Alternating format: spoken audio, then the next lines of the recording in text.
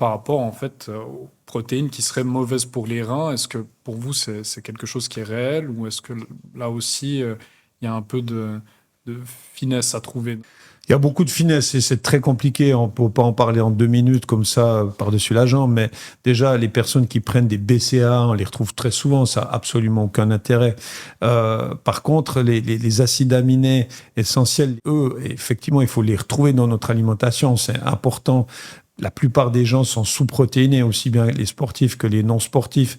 Après, la qualité de la protéine va être super importante. Et puis, de varier les protéines, donc les protéines animales et végétales. Et typiquement, moi, dans les boissons que j'ai formulées, on retrouve des protéines hydrolysées de riz brun. Donc, pourquoi elles sont hydrolysées? Parce que elles sont, entre guillemets, prédigérées. C'est des di et des tripeptides.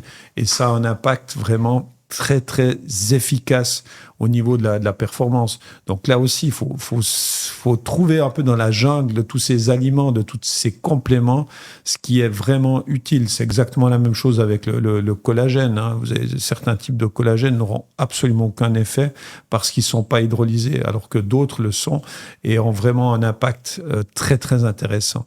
Et là, c'est une fois de plus difficile de s'y retrouver si on n'est pas spécialiste.